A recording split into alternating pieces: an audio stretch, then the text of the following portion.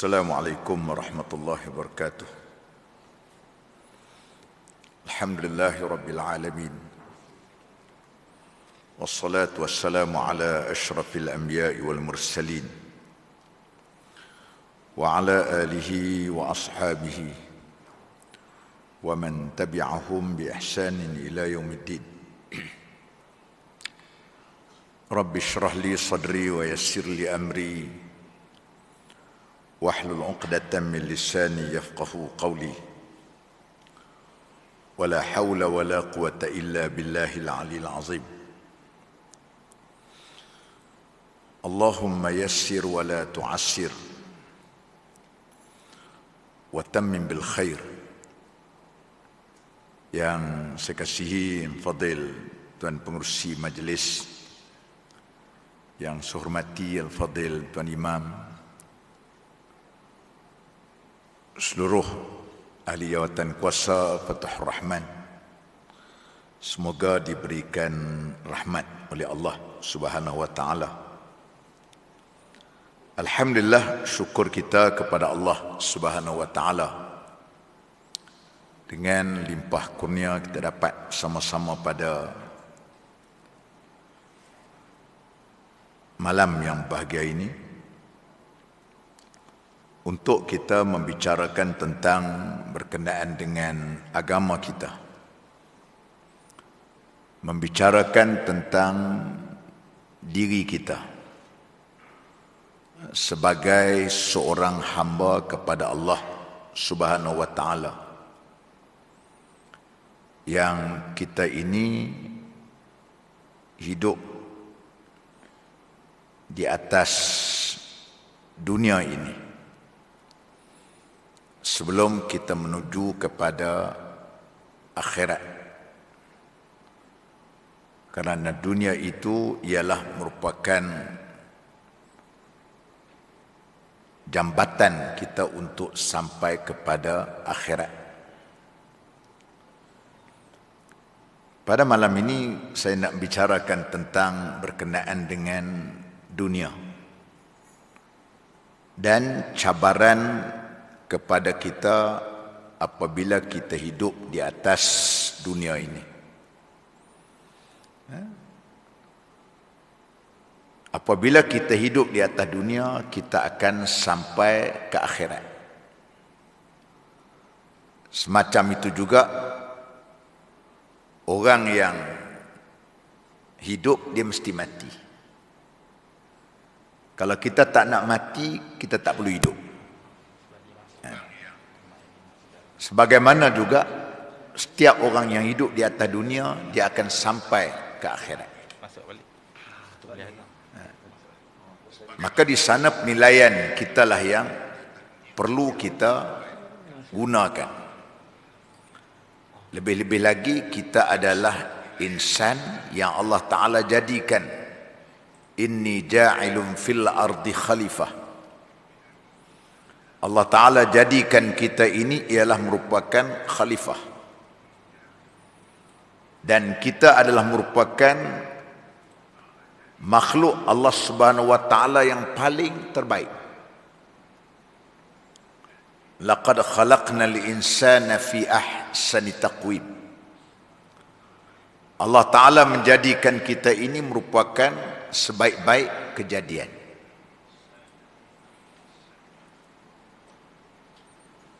Maka tuan-tuan yang saya kasih sekalian, kita duduk di atas dunia. Karena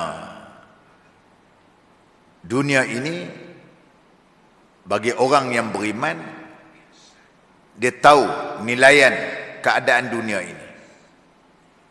Kita hanyalah hidup kita ini hidup sementara. Sementara. Karena umat Nabi Muhammad sallallahu alaihi wasallam ni tak panjang umur dia. Tak panjang. Umru ummati baina sittin was sab'in. Umur umatku ni antara 60 hingga 70. Baginda sendiri pun 63 tahun. tak panjang umur umat Nabi Muhammad sallallahu alaihi wasallam. Sebab tu kerajaan bagi umur pencen 60 tahun tu elok. Sempat makan pencen 3 bulan mati. Tu pun kita tengok macam selalu saya duk syarah duk sebut, nikmat hidup atas dunia ni 40 tahun ke bawah. Tu nikmat hidup. Nikmat nak makan 40 tahun ke bawah.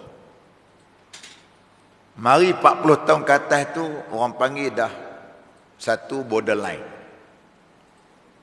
Penyakit-penyakit agak mudah untuk nak hinggap. Kita punya energi pun dah tak kuat lagi.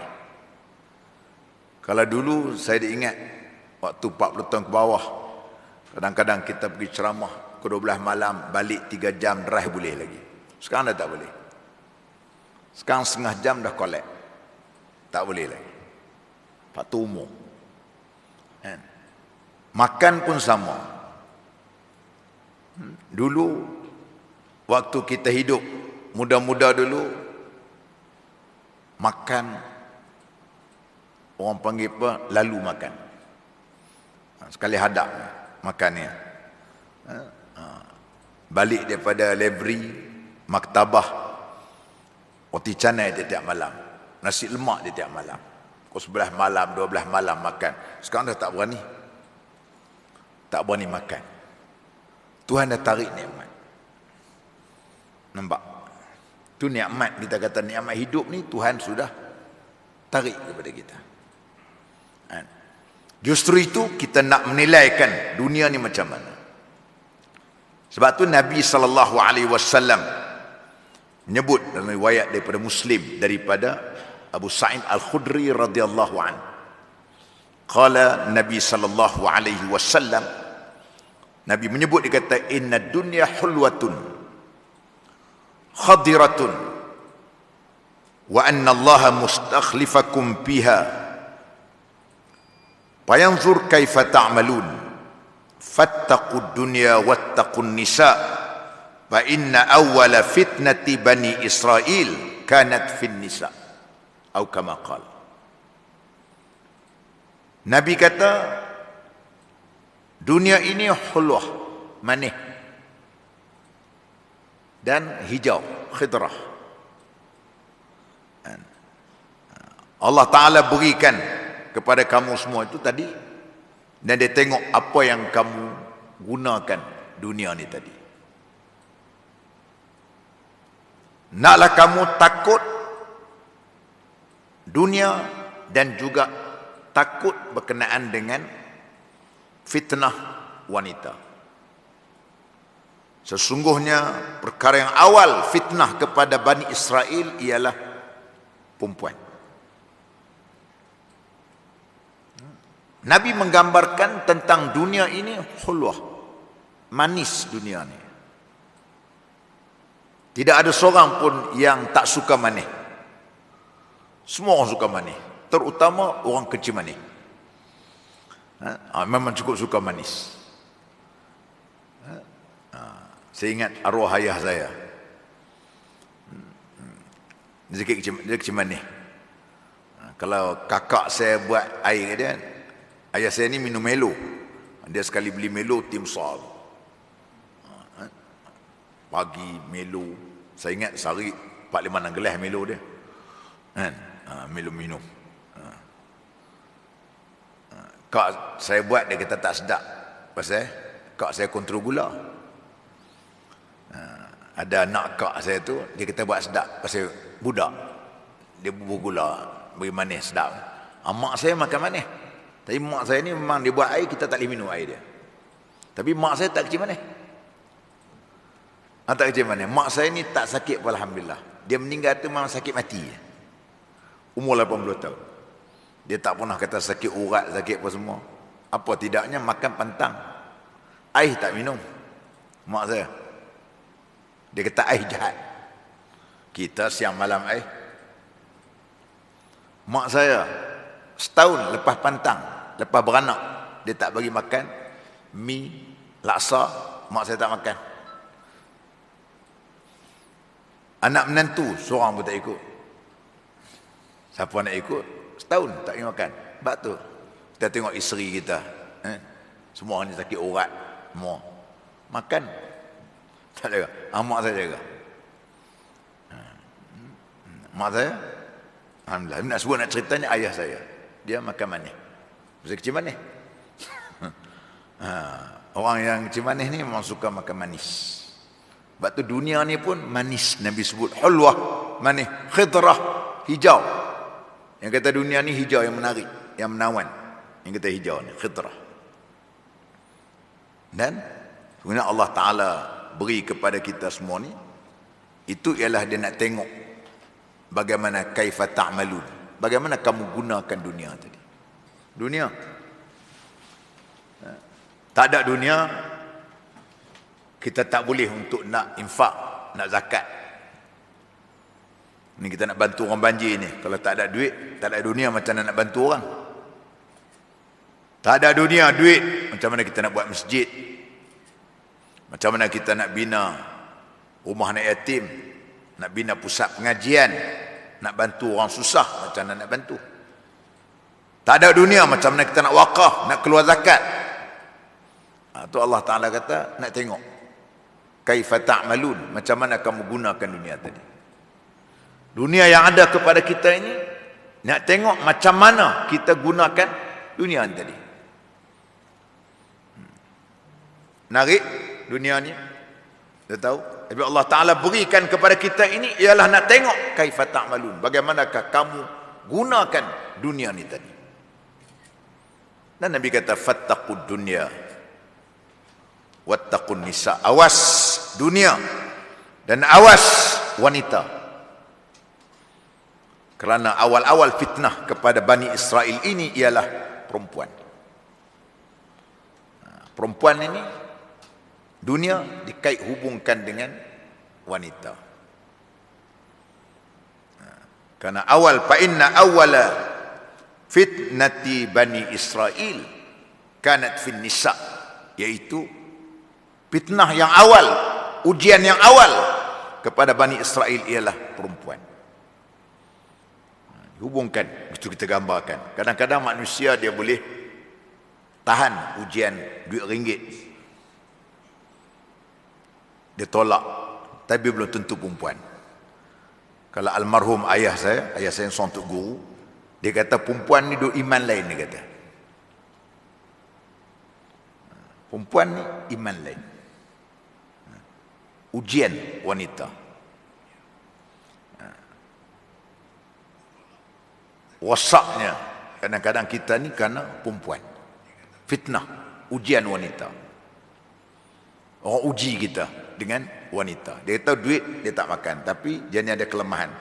Perempuan, wanita. Karena wanita tu dianggap sebagai, Nabi sebut fattaqud dunya wattaqun nisa. Nabi kata, kamu takut kepada dunia dan juga jaga, awasi berkenaan dengan perempuan. Karena Allah Ta'ala jadikan perempuan ni kejadian yang menarik, kejadian yang menggoda orang perempuan ni. Sebab tu aurat perempuan kecuali muka dengan tapak tangan. Laki-laki tak masalah, kita antara pusat dengan lutut. Kalau malam ni saya datang kuliah maghrib pakai kentola pusah, tapi orang kata ustaz gila kan? Dari segi itu tak ada masalah pun kan? Kita laki-laki aurat kita itu kan? Perempuan tak boleh. Kalau orang perempuan aurat dia pakai macam tu, tu imam baca kuliah tak bertemu kul kan? Tak bertemu kul. Nak menggambarkan tentang bagaimana fitnah. Dan itu fitnah kepada orang-orang kita. Na'udzubillah. Saya cukup takut fitnah wanita ni. Takut. Kita cuba mengelak lah. Saya ingat waktu saya menjadi pensyarah di ITM dulu, dia ada satu, orang panggil apa, 10 markah tu untuk kita akan muqabalah, kita akan interview budak-budak lah, tanya segi solat dia, bacaan Fatihah, semayang dia. Seorang-seorang masuk kan, Waktu kita ada free, dia masuk. Jadi kalau yang kebetulan dia datang seorang tu, saya suruh buka pintu. Pertama takut kita waktu tu muda lagi. Sekarang pun muda lagi. Muda waktu tu kan. So kita buka pintu. Takut. Tenang, syaitan dekat tau. Bila kita dua-dua, kerana Nabi kata, apabila kita laki-laki dengan perempuan duduk dua-dua, wasalisuhuma syaitan, yang ketiganya syaitan. Syaitan bimbang, takut ujian dalam bentuk wanita ni, saya cukup bimbang, takut sangat. Na'udzubillah min zalik. Kita bimbang takut ujian-ujian yang macam tu, ujian yang boleh kadang-kadang kita tak tergoda dengan benda lain, kita tergoda dengan perempuan ni tadi. Baik. Sebab itu tuan-tuan yang saya hormati sekalian, ini yang dikatakan berkenaan dengan dunia ni tadi. Berarti Imam Hasan Basri sendiri pun sebut, dia kata, wa man nafasaka fid dunyaka fa alqaha fi nahriha. Siapa yang berlumba-lumba untuk rebut dunia, maka dilemparkan ke atas tengkuknya.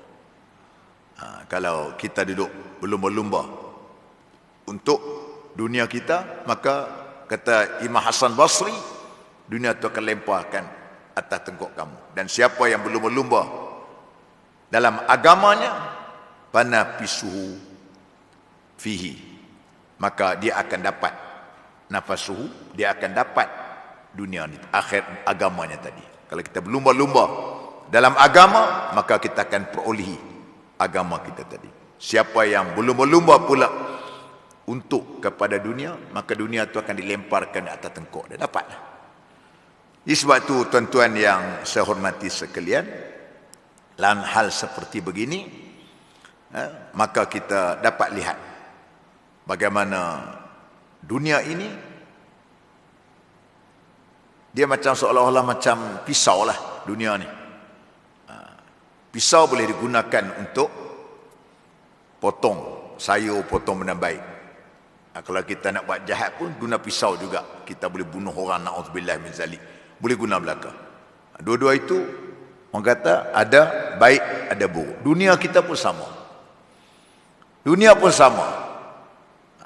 Itu atas kebijaksanaan kita, atas kemampuan kita nak menilai bagaimana dunia yang Allah Ta'ala berikan kepada kita. Kita nak gunakan bagaimana dunia ni tadi. Maka sebab itu tuan-tuan yang saya hormati sekalian, bahayanya tentang dunia ini, kalau kita tengok, sebab itu kalau kita menggunakan dunia ini semata-mata, dia akan boleh mendatangkan, tamanya boleh mendatang kemudaratan kita di dalam akhirat kita. Ini apabila bahayanya dunia itu yang melebatkan kita ini bahaya kepada akhirat. Kita lupa akhirat.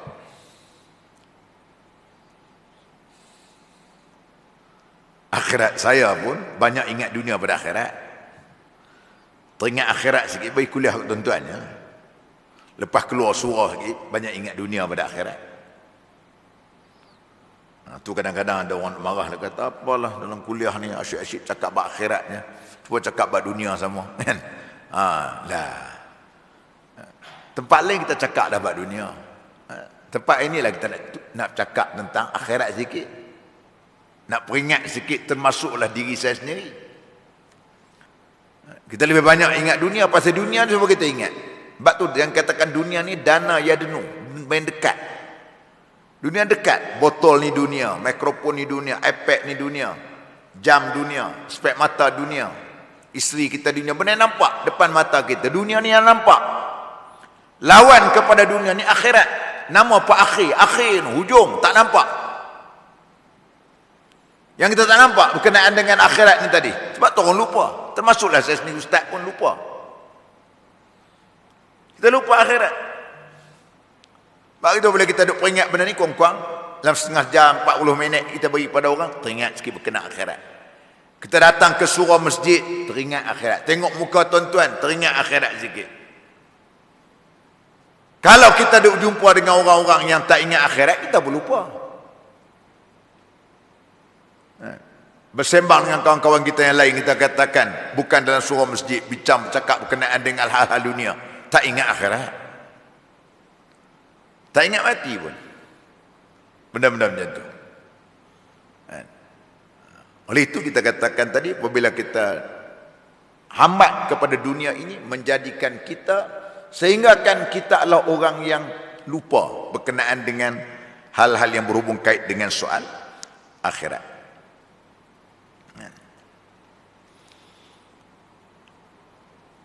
Dan yang keduanya, kita tengok kesan bila kita katakan bahayanya dunia ni, apabila kita hanya sibuk berkenaan dengan dunia saja, menjadikan jiwa kita itu lemah,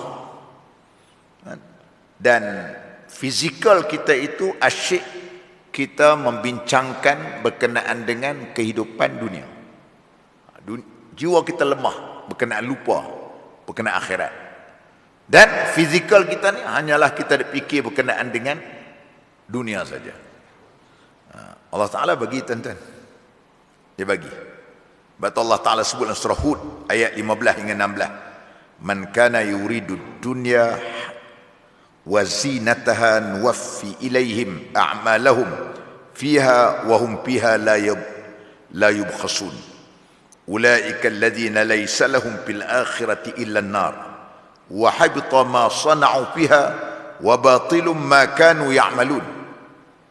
Allah Ta'ala kata, man kana yuridu dunya, man kana yuridu al-hayata dunya, siapa yang keadaan usahanya semata-mata berkendakkan kehidupan dunia dan perhiasannya, maka kami akan sempurnakan hasil usaha mereka di dunia, dan mereka tidak dikurangkan sedikit pun padanya.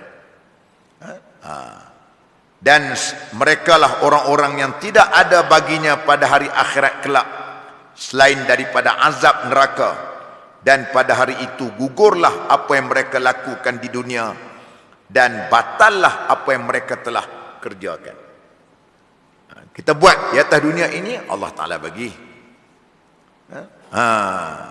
Allah Ta'ala bagi, nuwaffi ilaihim a'malahum, bagi. Kita buat, cari.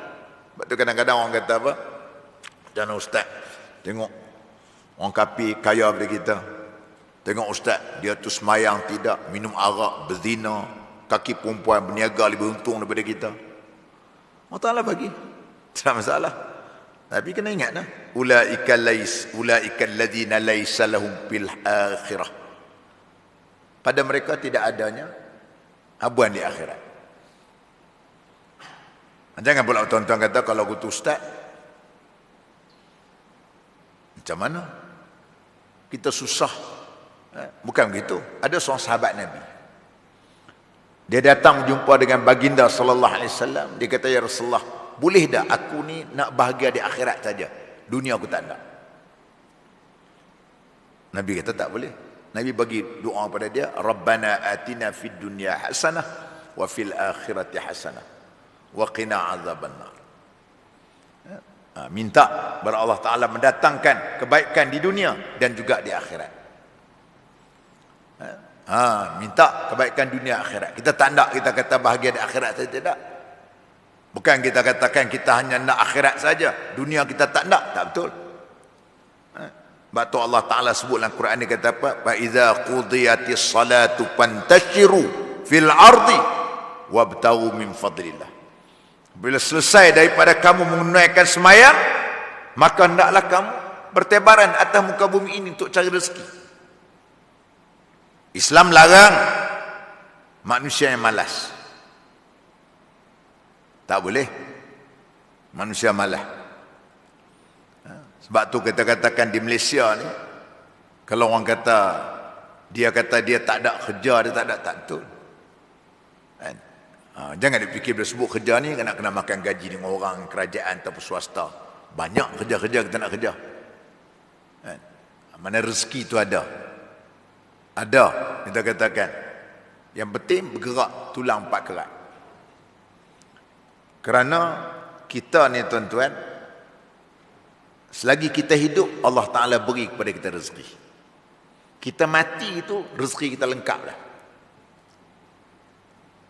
Bila kita mati ni tuan-tuan, rezeki kita lengkap. Sebab tu kita hidup ni dah ada dah rezeki kita. Tapi tuan-tuan jangan buat faham pula. Kalau gitu ustaz, usah bekerja lah. Pasal apa ustaz kata rezeki dah ada, jangan buat gitu. Salah tu, salah pemahaman dia. Kita bekerja dapat, itulah benda dia. Macam orang pergi ke laut, itu orang panggil sebagai orang tawakal betul tu. Pergi ke laut, kadang-kadang kita tengok duit minyak pun tak habis. Apa tak cukup. Kadang-kadang boleh banyak. Dia tawakal pasal dia tangkap ikan tu bukan ikan dalam sangka, ikan dalam laut. Tawakal mereka. Ada hari yang banyak dapat, ada hari yang tak ada langsung. Yang penting dia bergerak cari rezeki tadi. Ada rezeki dia dapat. Orang pergi berniaga, tak tahu untung rugi. Orang pergi berniaga ni, orang berniaga pasal malam ke, berniaga pekan pagi ke, orang berniaga tak tahu. Kita yang makan gaji tahu, cukup bulan dapat gaji. Orang berniaga, tapi dia bergerak, dia bekerja, ada rezeki dia insya-Allah. Yang penting bekerja, yang penting kamu kena cari rezeki. Ini agama kita yang perintahkan begitu rupa. Dia perintah, ajar kita begitu. Tak boleh. Islam melarang membasmikan berkenaan dengan orang panggil apa, menganggur, tak bekerja. Tak bekerja. Macam kadang-kadang kita katakan di tempat kita nak cari orang payah sebenarnya. Macam orang perempuan katakan, nak cari, nak suruh apa, nak serika baju, pergi cuci rumah orang. Adalah orang kata apa, ada rezeki. Kan tak ada orang. Tak ada orang, terpaksa kita ambil daripada orang luar mari. Kadang-kadang pula ada konsultan pula. Dia orang sendiri yang supply untuk nak pergi cuci berapa jam, 1 jam RM10 sebagainya. 1 jam RM10. Dia bagi kat kawan tu mungkin RM5, RM3 yang dia dapat lain. Jadi artinya kerja tu ada. Setiap kita ni dilahirkan ada rezeki kita. Bila kita mati itu maknanya tak ada rezeki dah. Sebab tu bila kita tengok apabila masuk air drip kita tu dah tak boleh masuk dah, itu maknanya dia panggil nak beranak lah. Buah apple pun kita tengok besar ni pun tak boleh masuk dalam perut dia tu, itu maknanya nak mati dah.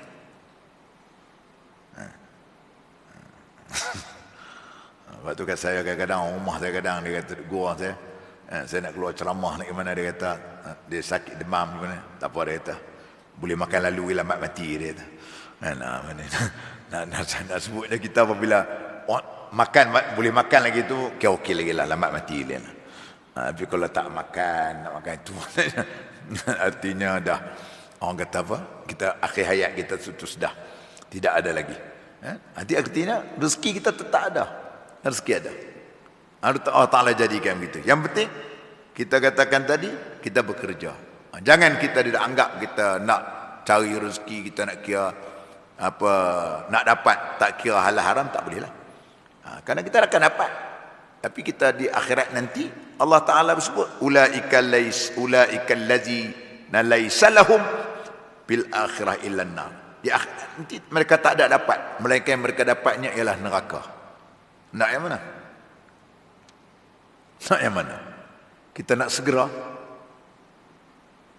dapat. Dapatlah. Ada 3 hari lepas saya jumpa dengan seorang apa nama, pegawai kerajaan lah.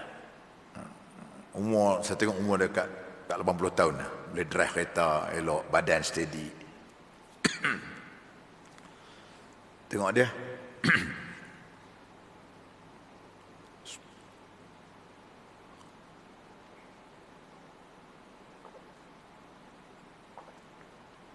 Dia datuk sihat kan. Alhamdulillah datuk sihat. Itu dia kata, orang tanya saya makan, yalah makan, jaga makan, dia kata Ustaz. Tapi kena jaga ni benda-benda haram. Benda haram. Dia sakit apa benda tak ada. Tengok badan steady, tengok badan dia pun steady lah. Haram. Yalah selain berat tu, makanan benda haram. Dia ceritalah pengalaman dia kerja dulu. Kawan dia kata, kalau nak kaya, dia kata banyak, duit banyak dia, kaya. Tapi bila kita tengok apa, dia kaya buat apa dia kata. Tengokkan kawan, duit banyak, makan tak boleh.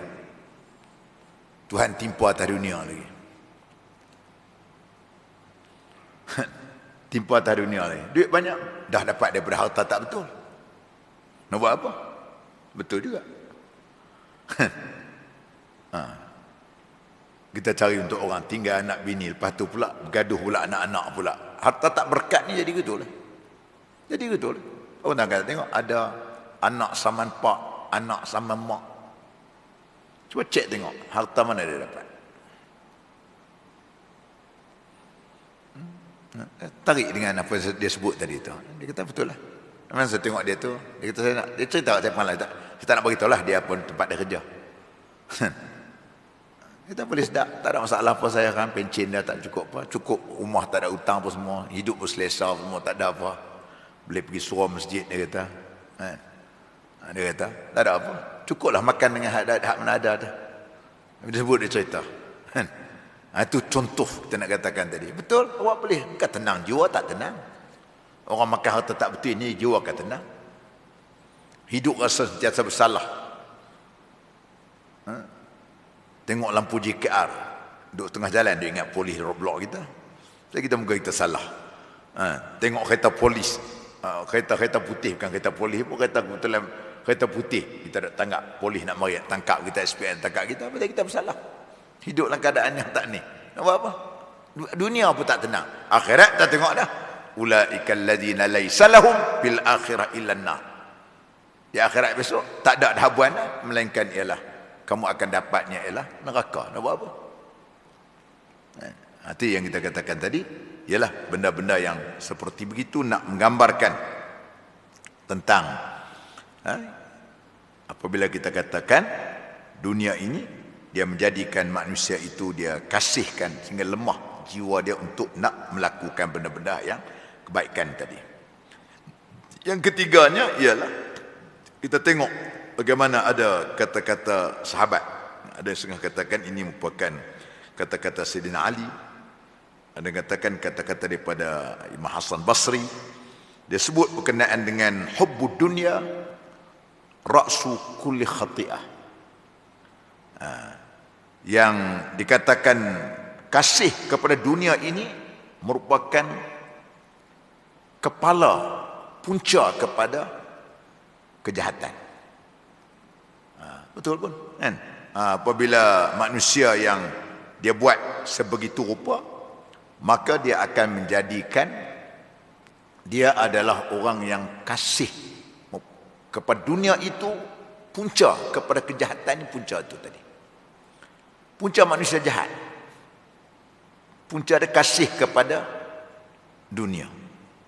Macam kata tadi, dunia ni semua orang nak, saya pun nak dunia. Pasal dunia nampak. Nampak. Dunia nampak. Akhirat orang tak nampak. Akhirat tak nampak. Orang sanggup makan harta-harta haram sebagainya kerana dunia. Kerana dunia. Orang sanggup makan harta wakaf, makan harta yang diamanahkan kepada dia. Dunia. Makan harta anak yatim. Boleh katakan dunia ini ialah ra'sul khati'ah, ibu kepada kejahatan. Saya ingatlah waktu tu arwah ayah saya. Arwah ayah saya dulu dia pernah mendapat kerakyatan di Mekah dulu. Dia duduk lama lebih kurang 14 tahun. Mekah belajar sana. Dia boleh beli harta sana di Mekah. Kemudian dia balik Malaysia, dia tak pergi dia kata. Dan di tanah sana dia beli, dia buat rumah untuk budak-budak. Budak-budak duduk. Wakaf kat sana. Wakaf. Siapa duduk, pergilah budak-budak belajar sana. Kemudian kerajaan Saudi nak ambil tanah tempat buat jalan. Ambil. Dia bagilah kepada ayah saya waktu tu. Hampir-hampir dekat 2 juta tu. Tahun 83. Saya tunggu result, saya masih ingat ni. Result saya, result SPM. Result Masjid Institute waktu tu. Dia pesan kat kami. Dia kata duit ni tak boleh makan. Duit ni aku wakaf dah. Duitnya aku wakaf. Hampa tak boleh makan. Ha? 1 juta lebih. Tak boleh makan duit ni. Aku wakaf. Aku dah wakaf, kerajaan dah bagi, kerajaan Saudi ganti balik. Tapi dekat dia meninggal tu memang tak sempat. Dia tak sempat duit tu waktu dia meninggal. Dia sakit, meninggal. Dia pegang amanah dia. Anak jutawan lagi tahu waktu tu. Kalau kita fikir kan, kalau kami bagi fraid adik-beradik kami 9 orang, banyak mana? Habis tu sin, kami tak teringin nak makan. Waktu tu motor Honda Cup, saya masih ingat lagi, saya beli baru waktu tu masa universiti, baru 1750 Honda Cup 70 kan. Waktu tu Proton keluar waktu tu kan, baru 17,000 enjin Orient dah waktu tu. Yang Orient waktu tu sebut kan.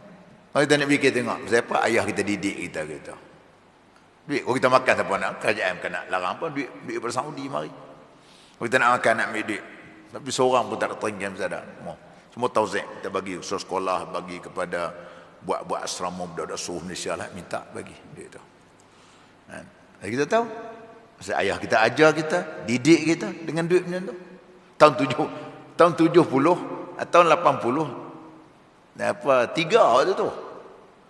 83. Saya waktu tu saya menjadi pensyarah di ITM pun waktu tu 88. Gaji dia baru waktu tu baru 880 waktu tu. Pensyarah 880. Tapi padalah sewa rumah baru RM200 pun kat Shah Alam waktu tu. Kalau rumah PKNS waktu tu baru RM120-30 sebulan. Sekarang rumah tu ada 1,000 lebih dah daripada 200 kan. Walaupun gaji kita kata tinggi, duit kecil kan. Asal nak sebut ni ujian berlaku pada keluarga saya sendirilah. Alhamdulillah lah, ayah kami didik kami gitu. Kita tak, orang kata apa, tak terpesona lah dengan, kita katakan, dengan ujian daripada dunia ni tadi. Dunia ni tadi. Kalau kita nak fikir, kita nak ambil siapa nak larang kita kan, gini undang larang apa. Tapi kita fikir, kita tahu Allah Ta'ala yang akan buat satu benda-benda yang kita fikirkan sebagaimana yang kita sebut tadi ya.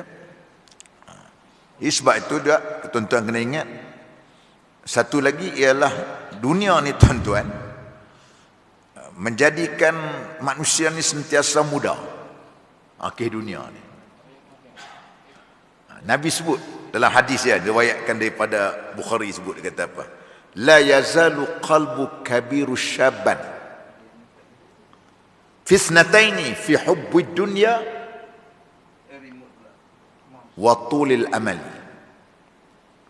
Nabi kata sentiasalah hati manusia ini sentiasa walaupun tua muda dalam 2 perkara.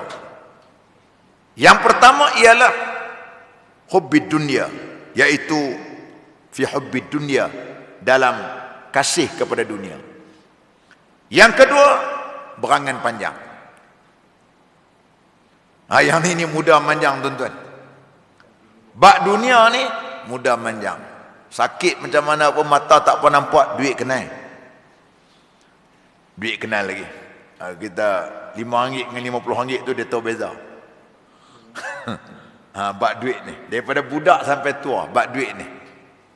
Kata dia, kita cakap paling, kita cakap tentang manusia. Saya sendiri pun cakap tentang manusia. Saya manusia. Kita cakap tentang manusia. Ni kita cakap tentang manusia tuan-tuan. Tak ada beza ni, bak ni kita cakap ni. Sama aja di kalangan kita lemah hadapi bab ni. Sebab itu kita masuk waktu dah. Masuk waktu dah. 2 minit. 2 minit.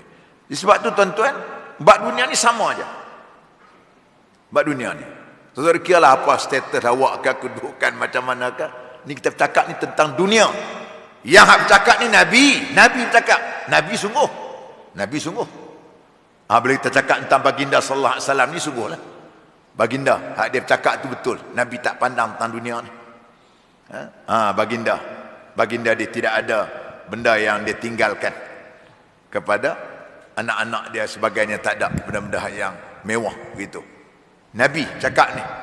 Dan kita apabila kita sebut apa yang Nabi sebut tadi, la yazal qalbu kabir syabban, sentiasa hati orang tua ni sentiasa akan menjadi muda dalam dua benda ini, ialah iaitu dalam soal kasih pada dunia dan juga angan panjang-panjang. Panjang angan, maknanya untuk nak sentiasa nak umur panjang, tak mau mati, banyak tu. Itu ialah merupakan kehidupan lumrah yang ada kepada kita. Ada pada kita. Dan soal yang kita sebut tadi, dua benda yang manusia sentiasa akan sentiasa muda. Sentiasa muda. Faham ni? Tak kira apa status kedudukan, itulah yang kita katakan tadi, ialah kita sentiasa berada dalam keadaan yang muda ni tadi. Jadi tuan-tuan yang saya hormati sekalian, apa yang kita bicara ini ialah perkara yang realiti yang berlaku kepada kita. Yang berlaku juga kepada diri saya, yang juga berlaku kepada diri tuan-tuan. Apa yang Nabi sebut, apa yang Allah Ta'ala sebut, itulah yang berlaku dalam kehidupan kita. Ya. Cuma kitalah yang pandai nak uruskan tadi. Saya rasa saya berhenti cakap itulah. InsyaAllah tuan-tuan, kita bertemu lagi kalau ada masa lapang dan ada habuan. Aqulu qawli hadza wa astaghfirullahal azim li wa lakum. Wassalamualaikum warahmatullahi wabarakatuh. أعوذ بالله من الشيطان الرجيم. بسم الله. اللهم انفعنا بالقرآن العظيم. صراط الذين أنعمت عليهم من النبيين والصديقين والشهداء والحمد لله.